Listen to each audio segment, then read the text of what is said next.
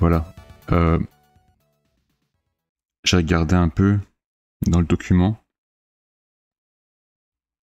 pour le synthesis subband filter et j'ai trouvé quelque chose, mais maintenant c'est pas évident.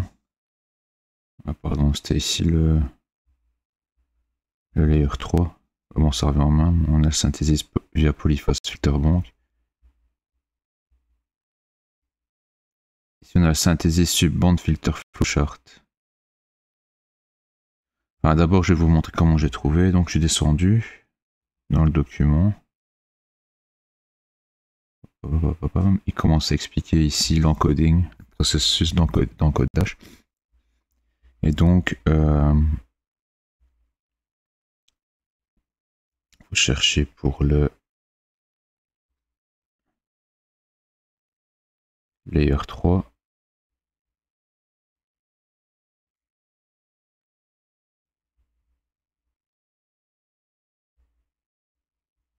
Layer 3, voilà. Donc ça c'est l'encodage, donc c'est le procédé inverse du décodage. Donc ça veut dire que la première étape ici en l'encodage, c'est la dernière étape, donc notre étape qu'on cherche dans le décodage. En gros. Donc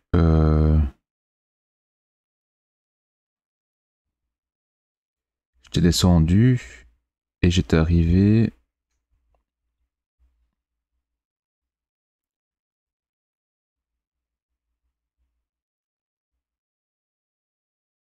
Voilà, ici. Pardon. L'analyse part du filter bank hybride. Et là, on voit le bloc type normal, start, stop. Donc, c'est le windowing qu'on venait de faire. Et qu'est-ce qu'ils disent? Ils disent que ce windowing là, donc dans l'encodage, il se fait sur la sortie du polyphase filter bank. Donc, c'est ce qu'on a besoin, nous, en fait. Donc, c'est ça qu'on cherche. Et le subband analyse pour le polyphase filter bank est décrit dans la clause C1.3. Subband analyse filter. Analysis filter. Donc C1.3. Donc je remonte en C1.3.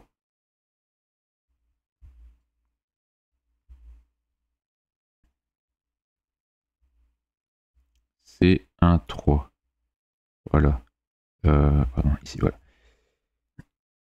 Alors, une analyse sous bande filter bank utilisée pour diviser le signal diffusé avec une fréquence d'échantillonnage fs en 32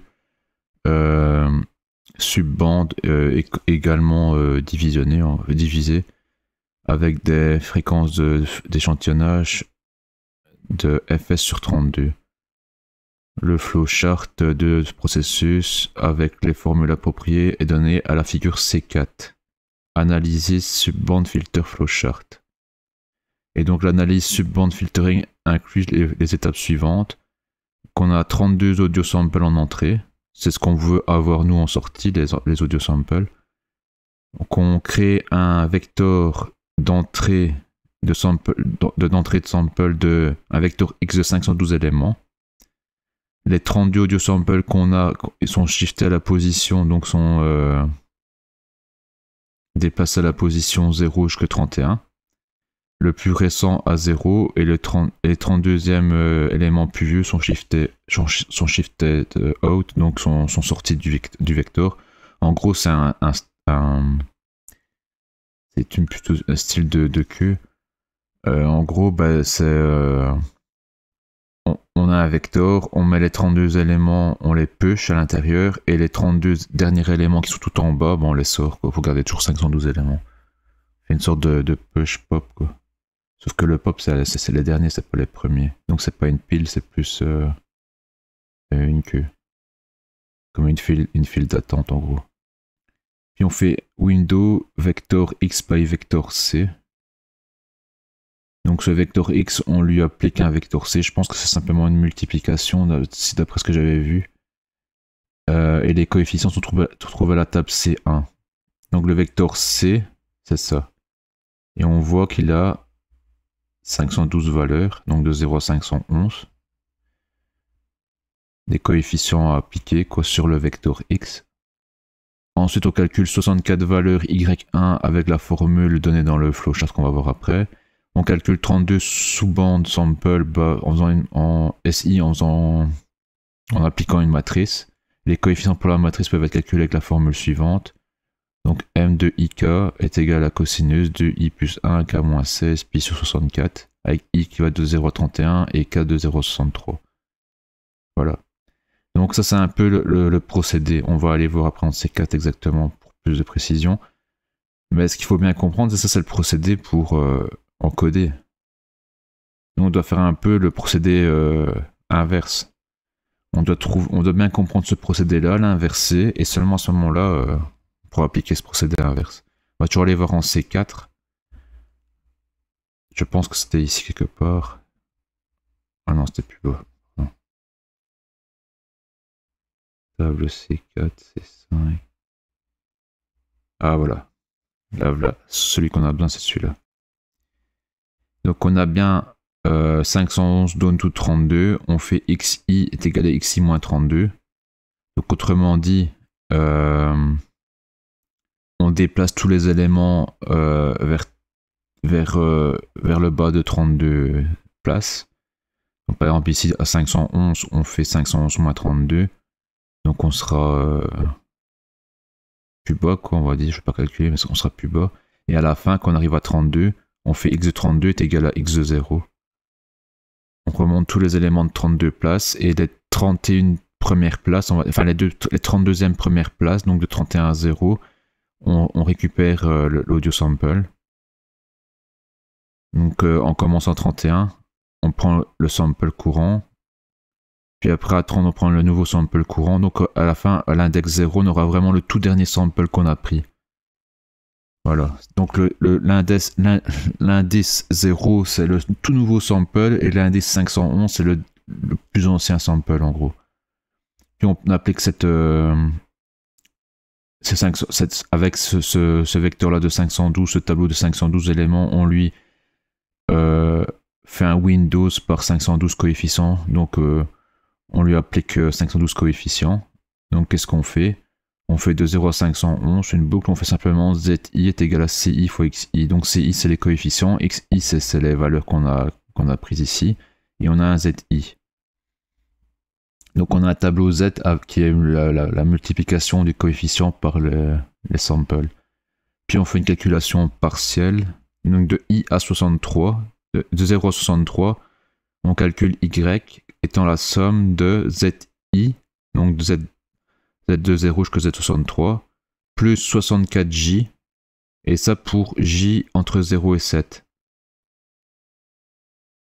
Donc autrement dit, on a une boucle for I 0 to 63, on a une boucle intérieure for J 0 to 7, et on fait YI plus égale ZI plus 64J. Ok. Ensuite, on calcule 32 samples avec une matrice. Donc de 0 à 31, on fait SI. Qu'est-ce qu'on fait? Donc on fait une boucle extérieure I 0 jusqu'à 31 et une boucle intérieure K 0 jusqu'à 63. Et le coefficient au niveau de la matrice à l'indice I de K, on le multiplie par la valeur Y de K, donc ici qu'on a calculé, qui est une des valeurs qu'on a calculées avant ici. Et là on a notre 32 subband sample. Je réfléchis parce que on commence avec un tableau de 512, on finit avec un tableau de 32. Ici on calcule que jusqu'à 63. Là on calcule que jusqu'à 32 et 63, 31 et 63 ici pour la matrice. On sort 32 subband samples, c'est quoi? C'est les SI. Mais comment on avait vu qu'en fait les subband samples, il y avait 32 subbandes Et dans chacune des subbandes, on avait 18 valeurs. J'arrive pas à retrouver ça ici. Et on avait fait d'ailleurs calculatrice. 32 x 18, on avait nos 576 éléments. La granule. Donc déjà, pourquoi 512 moins 576 moins 512, ça fait combien? 76 moins 12, 66, 64. 64 éléments en plus. Et comme par hasard, ici, on fait des calculs avec 64. Je ne sais pas. De toute façon, on regardera ça après parce que avant de commencer cette étape-là, donc il faut comprendre bien ça parfaitement pour pouvoir l'inverser. Parce que nous, faut pas oublier qu'on inverse. Nous, on commence avec nos samples et on doit terminer avec nos... Enfin, on commence avec nos subbandes et on finit avec nos audio samples en PCM. Donc c'est l'inverse qu'on doit faire. Mais avant tout ça, j'aimerais bien refaire une refactorisation un peu du code. Surtout les... Enfin, pas vraiment une factorisation, mais on peut déjà faire le fréquencier inversion ici. Et comment... Et ensuite, faire un peu les todo. Retirer un peu des todo en regardant un peu ce qu'il y a et en essayant de corriger. Et alors, j'aimerais bien peut-être aussi au niveau du reordering qu'on avait dit qu'on allait faire une table parce que la méthode n'était pas bonne. Regardez à ça. Avant de finir là-dessus. Et après, normalement, on pourra commencer à tester. Donc, on va commencer avec le fréquencier inversion. On va revenir là-dessus. Ça reviendra dessus après. Mais bon, on voit qu'on a quand même les informations. On a les tables, on a les informations. Après, il faut bien les comprendre et normalement, ça devrait aller. Dommage qu'il n'y a pas directement les explications en décodage. C'est pas grave, on va se débrouiller avec ça.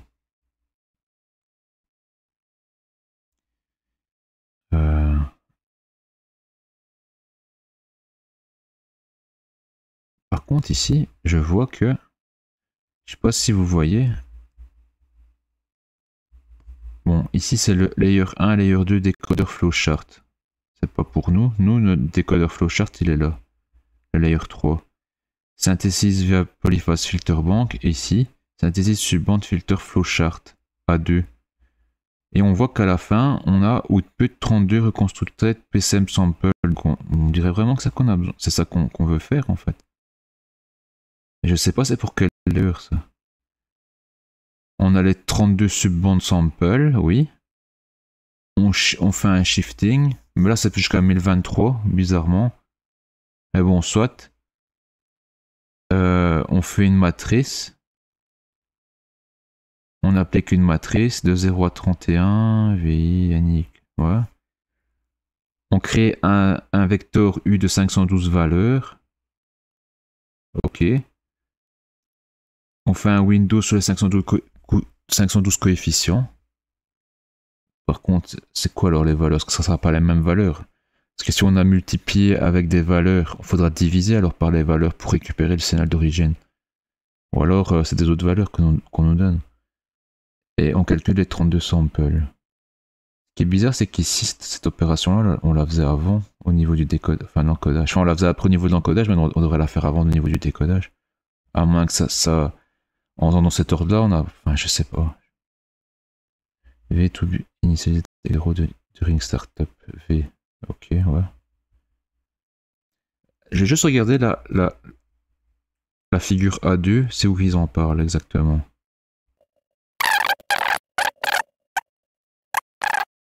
Synthesize subband filter. Là, il parle bien de la A2. Le problème, c'est qu'ici, on est toujours en layer 1. Layer 2, c'est plus efficace, mais plus complexe que layer 1. On va voir. Quantisation synthesis. Il parle toujours de A2. Peut-être que le layer 3 utilise le même truc.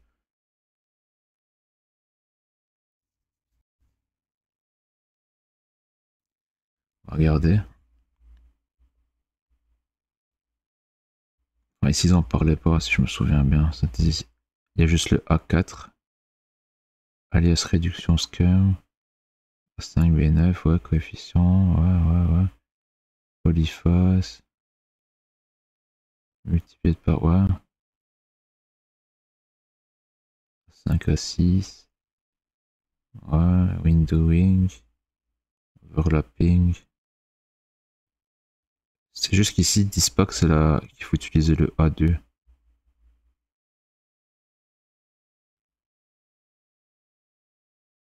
Je sais pas si le layer 3 utilise le même que le layer 1 et le layer 2. Parce que le layer 1 et le layer 2, apparemment, c'est ça qu'ils utilisent pour le polyphase filter bank. Là. Enfin, c'est synthesis filter bank. Ils appellent ça comme ça. Comme nous, on l'appelle ici. Tu sais juste que nous, on a des autres opérations avant à faire. Apparemment. Bon, on va commencer quand même d'abord par faire ça, fréquence inversion. Donc, la sortie de l'overlap, on a les 18 time sample pour chaque des 32 polyphase subband. 0,17 subband 0,31 avec 0, ouais. Every out time sample, every out subband, ouais, par moins 1, ok. Oh, pardon, hop, et voilà, on va arriver ici, donc on refait une boucle. Ici on est déjà dans une boucle de subband index.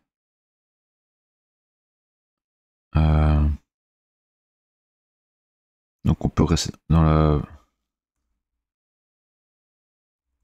la boucle ici.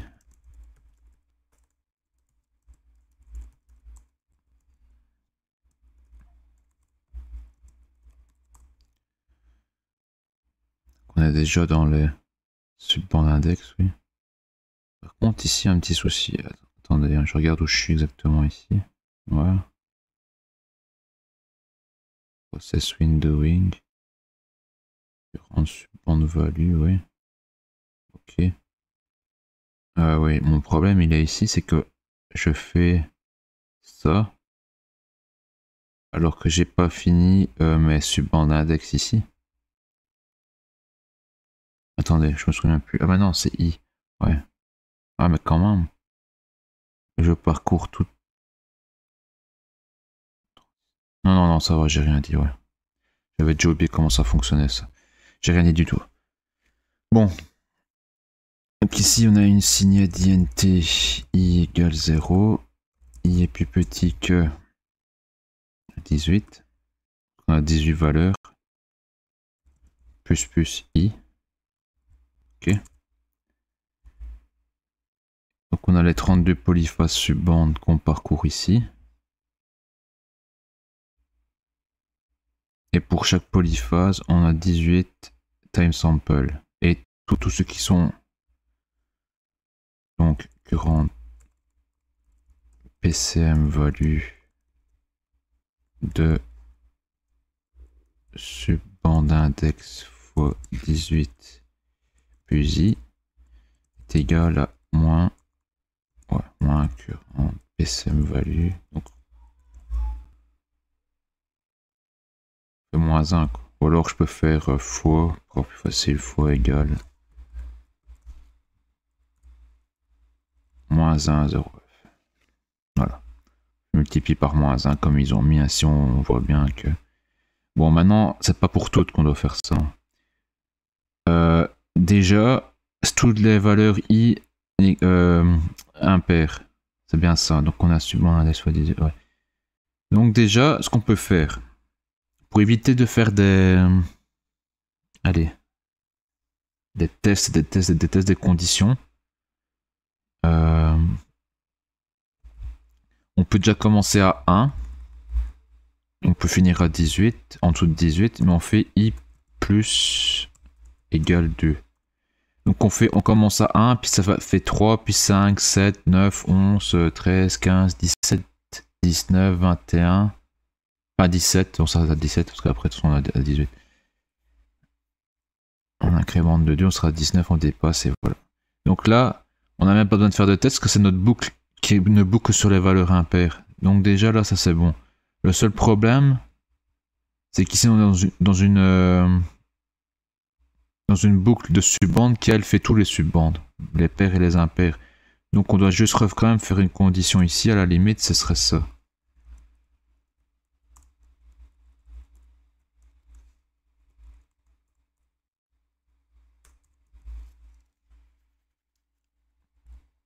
If subband index modulo 2 égale 1. Voilà.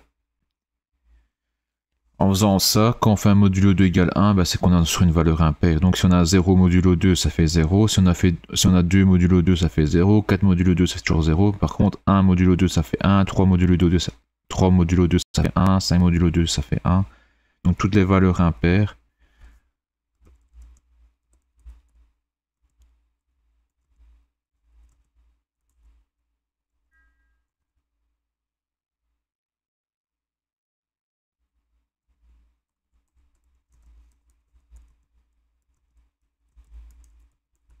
Maintenant, on peut aussi, à la place de faire ce petit test, tout ça, on peut ressortir ça en dehors de la boucle ici, le mettre ici à l'extérieur, et refaire une boucle donc de subbande, et faire la même boucle, même style de boucle que ça, donc commencer à 1 et finir à 32, et en incrémentant par 2. Et donc du coup, on n'a plus besoin du test ici, et on n'a qu'à faire ça, quoi. En le sortant là, et on pourrait même le sortir de la méthode ici. Parce que je rappelle, on l'a appelé IMDCT, mais le IMDCT ce n'est que ça. Il y a d'autres choses à faire ici. On verra. Et il y a toujours ce problème de polyfacilitairement. Bon, maintenant, juste avant, on va continuer à refactoriser un peu le code. Ce que je voulais déjà faire, c'est ici. On avait le vecteur d'INT, j'aimerais bien le transformer en arrêt. Plutôt.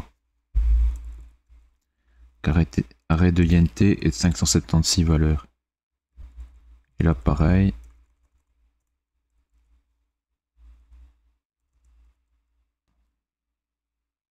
Juste ici, INT ou float. Ouais, ici c'est float, c'est sûr. Par rapport au calcul, c'est des floats. Et là, fréquence line, je suis pas certain.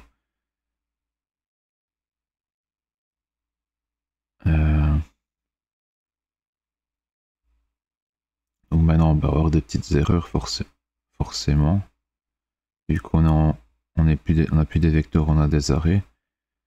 Donc on resize ici, on resize là, on resize là. Là par contre on ne doit pas resizer. Puisqu'on est déjà dans des arrêts. Je regarde juste. Voir si divisé par granule aussi. Qu'est-ce que j'avais fait? Ah, pour le PSM value, oui. On va faire ça. Le todo on va le mettre ici du coup.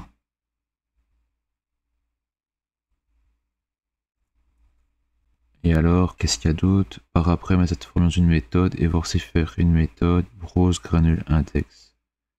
Browse granule index. C'est pas forcément nécessaire, je pense. Voilà, donc ici, nous, on est bon. En faisant comme ça.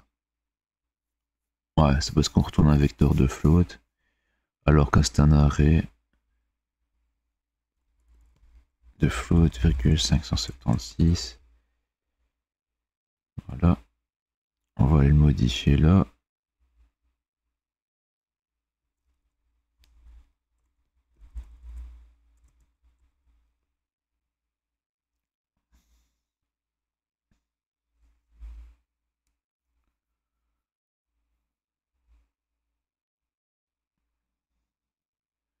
Il n'y a pas grand chose à modifier. Est-ce qu'on accède à un arrêt un peu de la même façon que d'un vecteur par les crochets? On n'a pas fait de push, pop, tout ça, donc je pense pas qu'il y a d'autres erreurs. C'est un petit truc rapide à faire.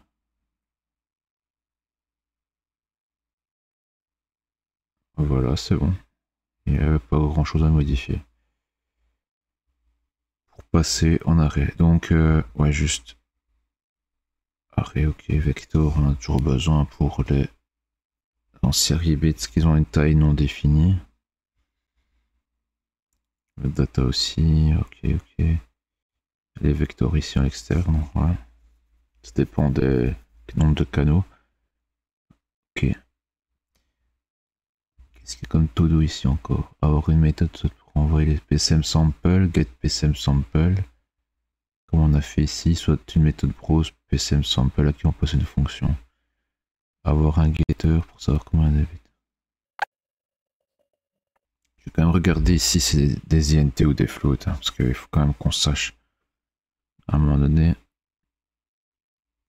Donc, frequency line value.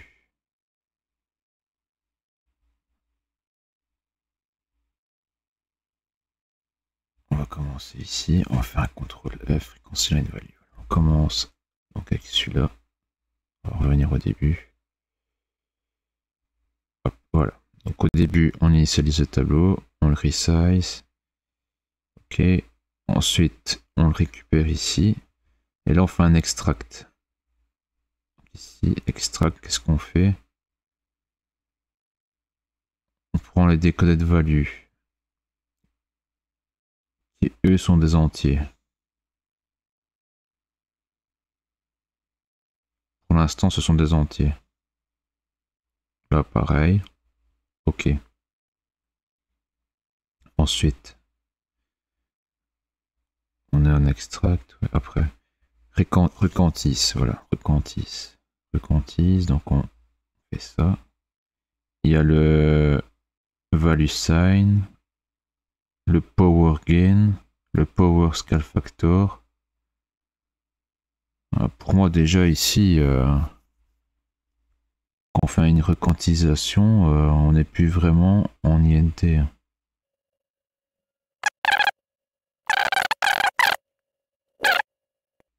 On peut le faire en exemple. Hein. On va le faire en exemple. Donc on va prendre le bloc-notes. Imaginons qu'on récupère la valeur, je sais pas moi, 9. On va dire ça ainsi. Dans les current frequency line. On a une valeur 9 entière. Ok. Positif, tout ça, pas de souci. Ici, on a un current global gain. On va regarder un peu. Qu'est-ce qu'on peut avoir comme valeur? Regarde juste en vitesse. Le global gain, c'est une signée d'integer, most signifiant bit first, 8 sur 8 bits. Donc entre 0 et 255, un global gain, j'imagine entre 0 et 255. On va quand même regarder.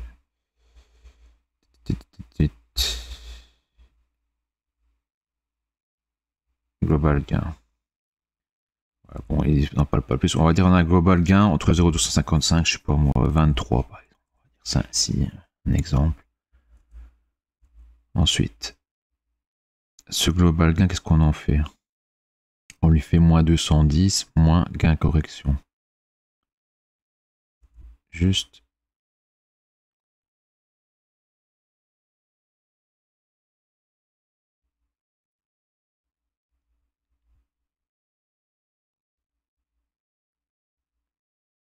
Moins 210, moins 8 fois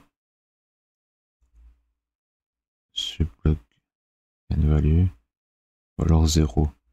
Ok, on va dire on est en valeur normale, donc on est à 0. Par contre, j'aime pas trop ça, laisser ainsi.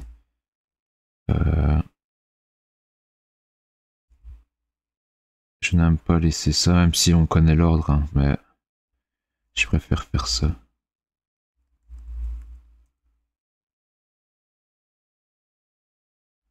Ou faire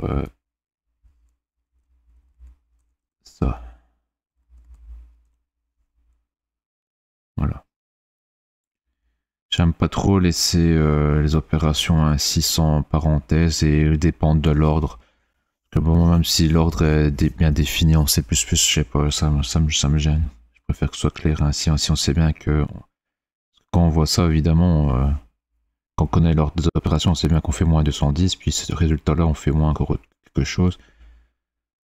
Mais on peut mal l'interpréter, dire ah, on fait 210 moins ça, et puis on fait tout ça moins le résultat. Enfin, c'est pas comme ça que ça marche, mais bon. Je préfère le faire ainsi.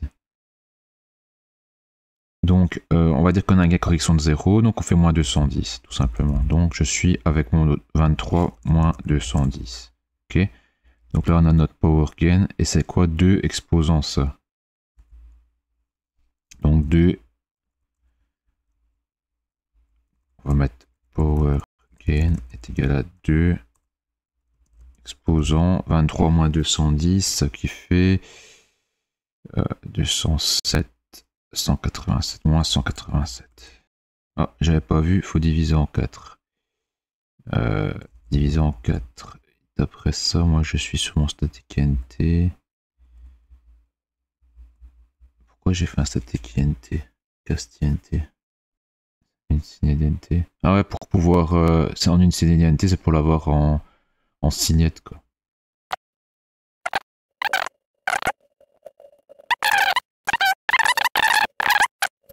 Pour moi, tout ça pour moi c'est du float quoi.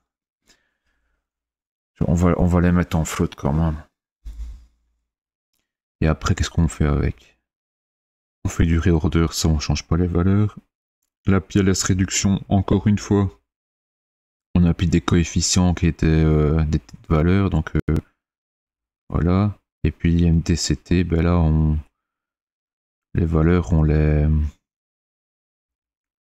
comment on les calcule avec l'IMDCT, mais bon ça c'est dans un autre tableau de float, ça n'a plus vraiment d'importance. Le process MS stéréo, pareil, on fait encore diviser en SQRT de 2. Donc on divise en 1,4, donc on fait un 0 fois 0, on fait une multiplication par 0,707, je pense qu'il y a un truc dans le genre, donc voilà. Là on fait encore autre chose. Avec un is ratio, tout ça qui correspond un float. Voilà,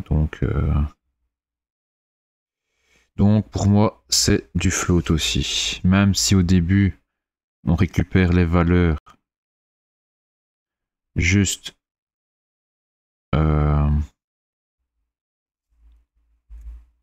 quand on fait ça. Non. Hop. Extract. Donc ici. Décoder de value. C'est quantité de paire. Et ça c'est des INT, on est d'accord.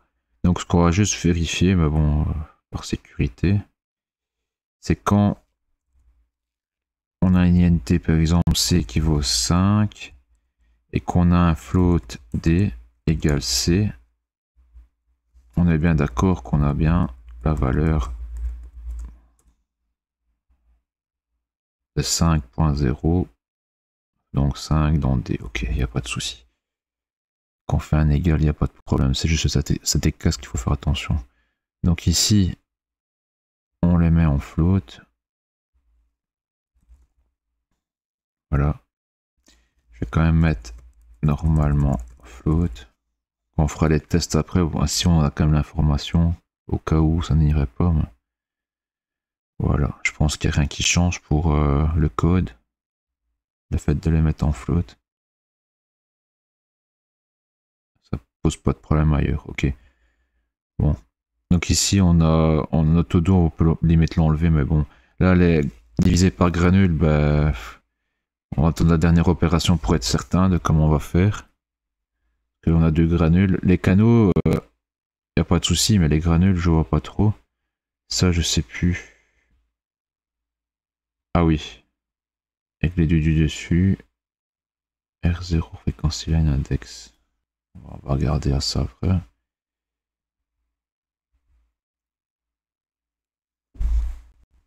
Bon, ici, il n'y avait plus rien. Non. Ici, il n'y avait plus rien. Non. Ici, il n'y avait plus rien, je pense.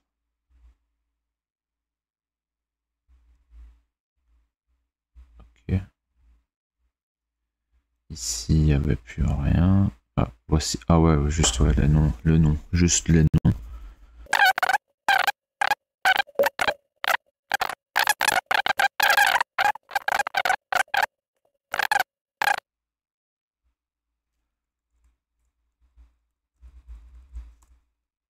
Scale factor band. Allez. Scale factor band short block. On va retirer tab, mais on va rajouter frequency line, parce qu'en fait, ça c'est le nombre de frequency line par scale factor band.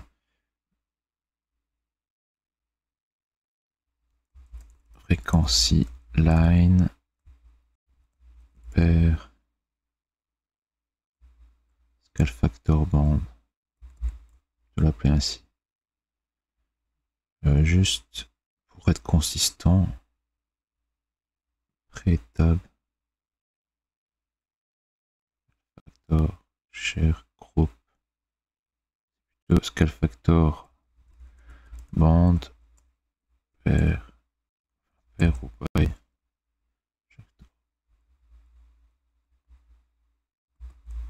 J'ai mis by, donc j'ai laissé by.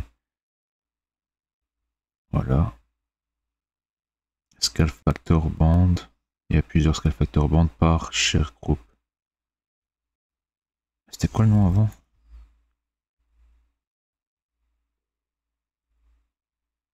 Ouais, scale factor band. Scale factor share group.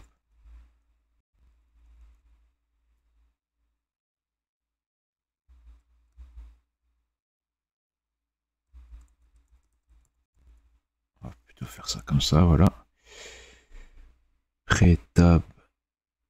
Donc c'est une valeur de multiplication, donc faut pas mettre ça, faut pas mettre de S. Header. Ouais, ok. If man table. Ok. Scale factor band. Ok. Donc maintenant, on peut appeler ça frequency line by. Enfin, c'est plus pair. Ici, c'est pair.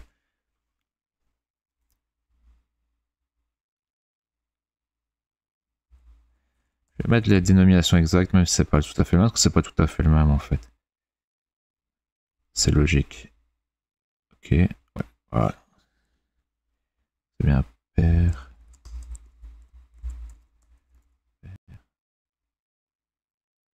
Là, c'est long bloc.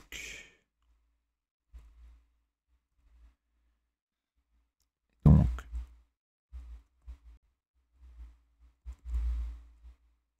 frequency line per scale factor band.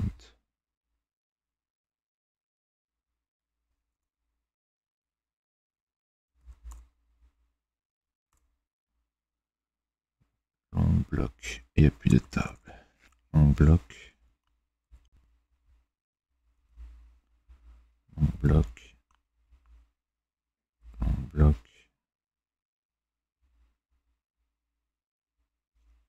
Short bloc.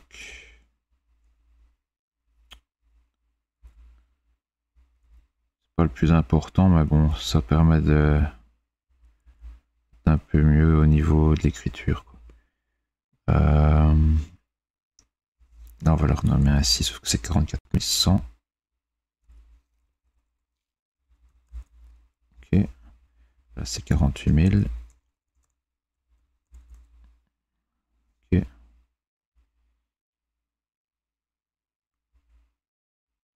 Là, c'est juste ça.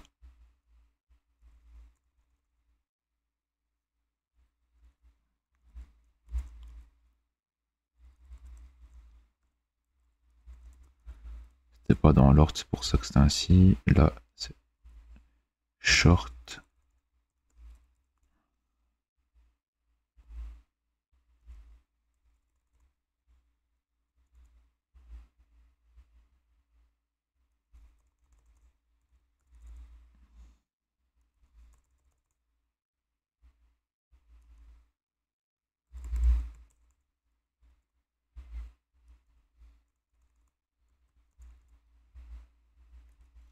Voilà.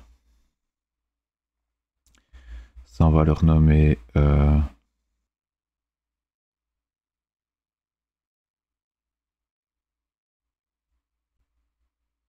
renommer scale factor band.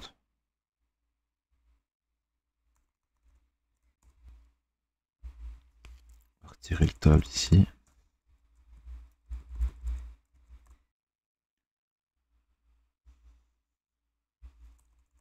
Je réfléchis si je dois mettre un S ou pas, parce que ici j'ai mis un S pour les tables. Je mets pas de S pour ça, parce que ça fait partie du frame, du header.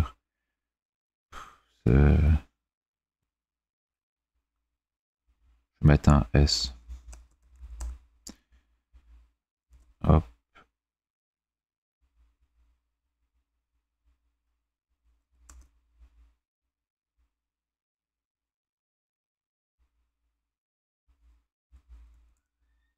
Voilà. Hop. C'est quoi le problème ici? On verra après. Je te demande de modifier le truc. Ça a une information. Form data. Scale factor compress. Scale factor scale. Ok. Des filter long. Ça on l'a fait. Hein. Donc on peut l'enlever.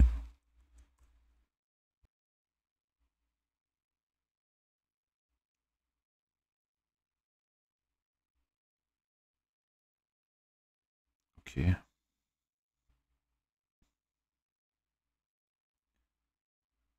Avoir des erreurs, voilà. On va compiler pour voir toutes les erreurs qu'on a, parce que forcément on va en avoir. C'est dans quoi ça? C'est dans header. Forcément c'est plus une table. Sans rate. Voilà. Bit rate. On va faire un petit bug.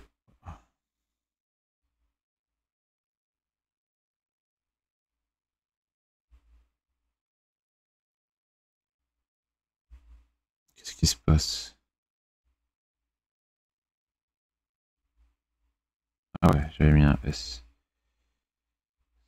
Rate. Bit rate. Voilà.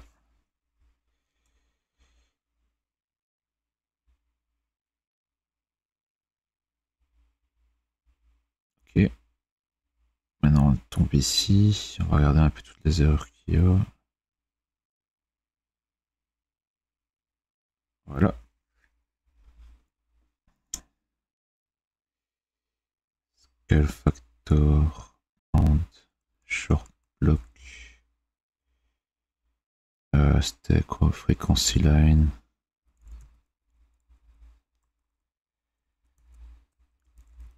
Pair. Scale factor. Band. Short block. Je pense que c'est ça. On va compiler juste pour voir si lui il est bon. Ok. Donc c'est short.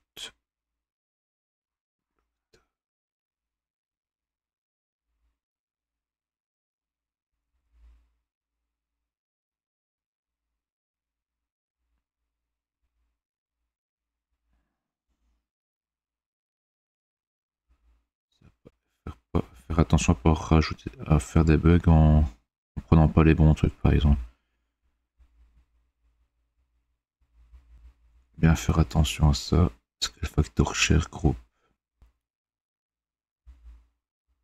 C'était plutôt scale factor band pair scale factor group. Voilà.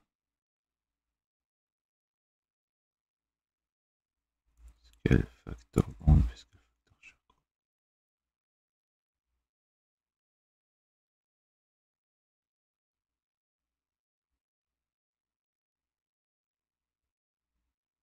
Long block table.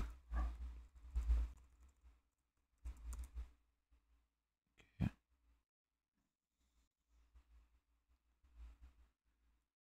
Là c'est le short block table. Là c'est le short. Là c'est le short. Là c'est le short.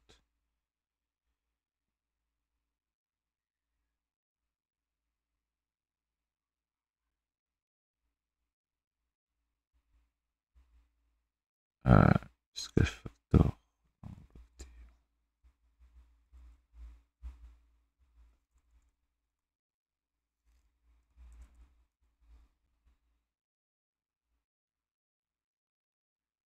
Frequency line parce que factor long block. On a le type qui nous permet de ne pas se tromper normalement. Short. short, long. On va voir si on peut parafactoriser ce code aussi, ce qui me semble qu'il y a beaucoup de répétitions aussi. Long. On va faire du build encore. Voir. Voilà, on n'a plus d'erreur. Si on était dans le short, on utilise du short et du short, là du long et du long, ok. Ok, qu'est-ce qu'il y a d'autre qu'on peut corriger un peu? Dans les datas, je pense que c'est bon. Le header, il y avait quoi? Il n'y avait plus de todo ici. Là, est-ce qu'il y avait des todo? Oui, pour les exceptions. Oui, pour mettre dans des constantes.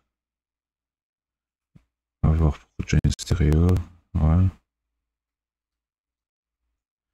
Bon, on avait vu ça. Donc on avait dit single canal, c'est un canal. Dual canal, c'est deux canaux séparés indépendants qui n'ont pas grand chose à voir ensemble. On avait le stéréo qui était deux canaux séparés qui sont indépendants, enfin indépendants, qui veulent qu'il y en a un que c'est le gauche et l'autre c'est le droit, donc c'est à jouer en même temps en gros, mais ils sont bien séparés. Et on avait le join stéréo qui lui était une sorte d'optimisation du stéréo en réduisant la taille par rapport à des algorithmes pour pouvoir réduire la taille, quoi. Mais il devait avoir quand même deux canaux, que ce soit le MS stéréo avec le middle et le side ou le intensity stéréo avec l'intensity stéréo, c'était quoi encore? C'était avec des scale factors qu'on utilisait. Attendez, on va regarder pour être sûr. Mais je pense que dans tous les cas, on utilisait deux canaux. Donc le MS stéréo, on avait bien le M et le S pour constituer le L et le R. Donc on a bien deux canaux, quand même deux en entrée. Et en intensity stéréo, on avait la magnitude avec les scale factors du right canal. Donc on a bien deux canaux. Lower bound of the scale factor band décodé. Ouais. Parce qu'il ne faut pas oublier qu'il y avait une partie qui n'était pas décodée en intensity stéréo. Soit elle était en normal, soit en MS. Donc dans tous les cas, il faut passer deux canaux. Donc dans tous les cas, la seule configuration où on n'a qu'un seul canal, c'est en single canal, donc c'est bon. Ici c'est bon. Ouais, ça on verra après. C'est plus pour le refactoring ça. Side d'information, on va commencer par le header. À changer.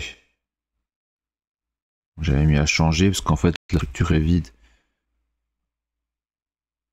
Et donc on avait mis ça avec un union avec normal ou spécial. Le spécial, il y avait un mixed block flag, il y a un CD array en plus de subblock gain.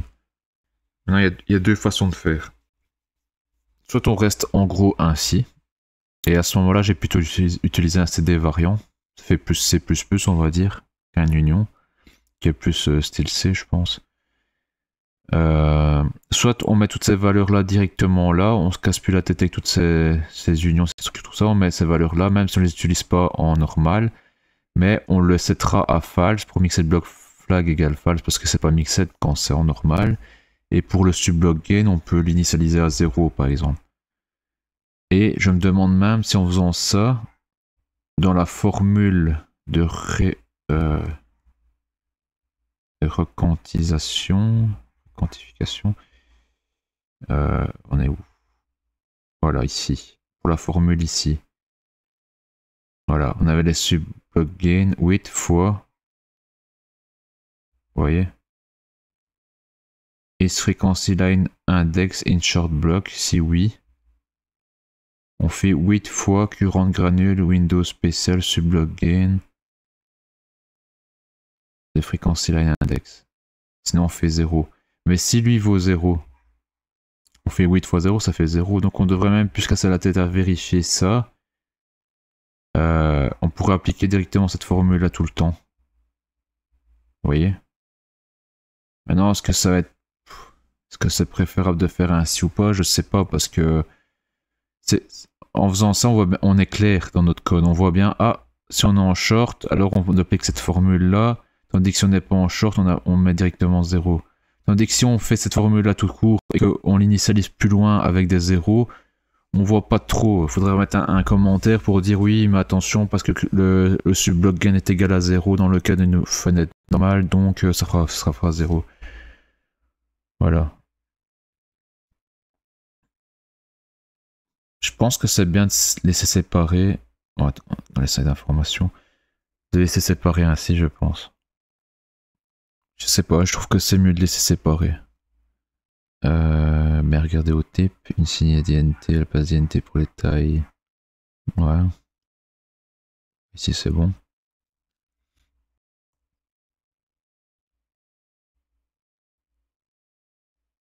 J'ai juste regardé les STD variants. Depuis quelle version de C++? Je sais plus si c'est C++ 14 ou 17. Ou 11. 17. On serait obligé de compiler en 17, mais de toute façon on était déjà obligé de compiler en 17 pour le...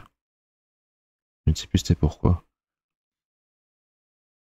On avait vu qu'on avait utilisé quelque chose en C++ 17. C'était des variants int float.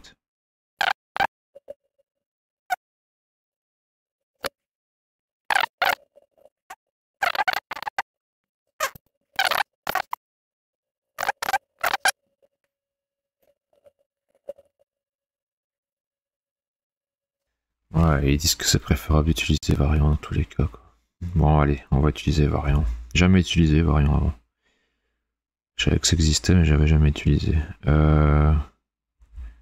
Donc ici, on peut directement faire un using side information graduelle égale cd variant de ça et ça, ou on peut mettre directement le cd variant ici. Écoutez, on va faire ça. Cd variant.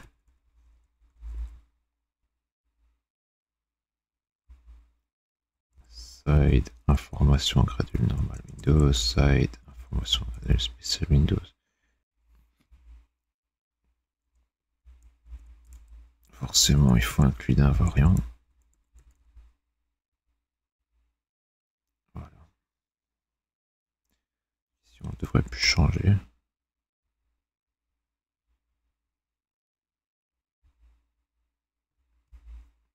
Et donc, forcément, ici, on va avoir des petites erreurs. Elles sont où les erreurs? Elles sont ici. Ok. Juste, je l'ai appelé comment lui? Je l'ai laissé Windows. Okay.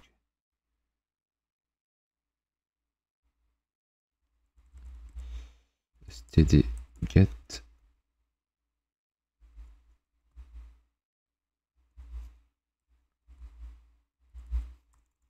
La syntaxe est un peu différente, mais bon. Side.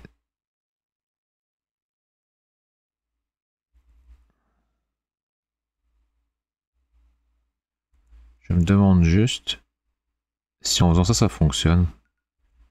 Parce qu'en gros, ce qu'on fait, c'est que, en fait, un variant, pour qu'il sache quel type il est en train d'utiliser, on le set avec une valeur et il voit, c'est un entier, donc, oh, ok, j'ai stocké entre un entier et un float, donc, ok, je prends la valeur entière là. Et après, on peut faire un get int, et si on fait un get float, ça va pas aller. Parce qu'on tient un int, on a commencé par un int. Le truc ici, c'est que je tiens sur une salle d'information granule normale ou une spéciale Windows. Mais ici, ce que je fais, c'est que je ne set pas la normale ou la spéciale. Je vais directement setter dans la spéciale le membre mixed block flag. Est-ce que en faisant ça, est-ce qu'il sait directement dire ah ok, bah alors tu tiens une salle d'information granule spéciale? Ou est-ce que je dois d'abord écrire un truc du style on va essayer dans le compiler. Donc je vais rajouter un variant. On va essayer, vous allez comprendre ainsi. Je fais une petite structure, struct type A, qui ne contient rien, on va dire, qu'on va faire exactement comme l'autre. Et l'autre struct type B contient un INTA. Voilà. Ok. Ici, je vais créer un std variant entre type A et type B. Je vais l'appeler V. Et ici, je vais faire std get type B de v.a égale 10. Est-ce que ça compile? Et voilà. Bad variant access. Pourquoi? Parce il ne sait pas encore quel type il a ici.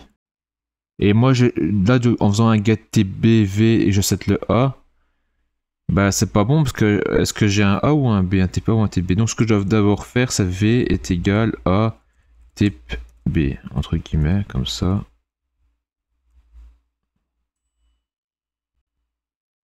Et je pense que là, ça va fonctionner. Voilà, là, ça fonctionne.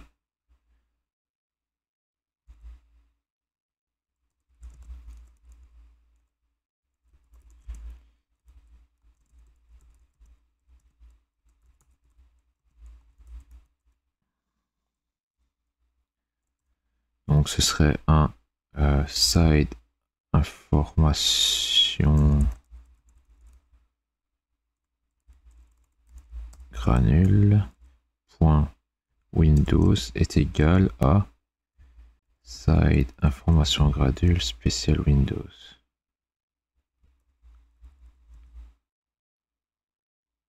Voilà. Là ça marchera. Il faut pas oublier ici de le mettre à normal. Enfin, c'est pas. Je l'utiliserai jamais ici, mais bon.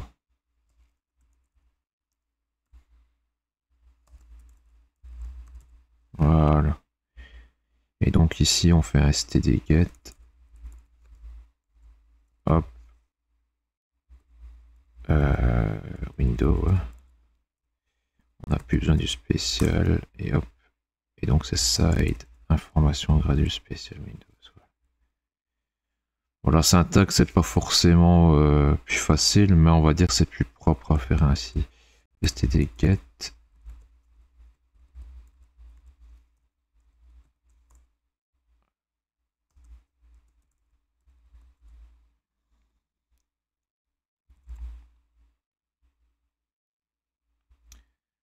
Voilà, et du coup forcément ici il va falloir modifier aussi. Toujours la même écriture, un std get. Hop, hop, et c'est un side information gradule spécial Windows. On va déjà copier ça pour faire plus facile. Voilà.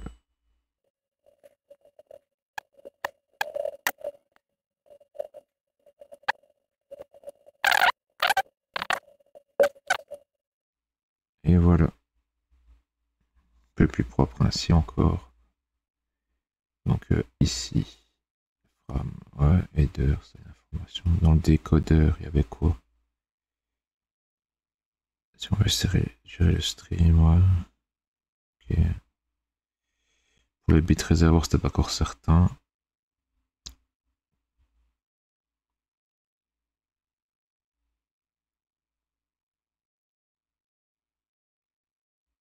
Ouais.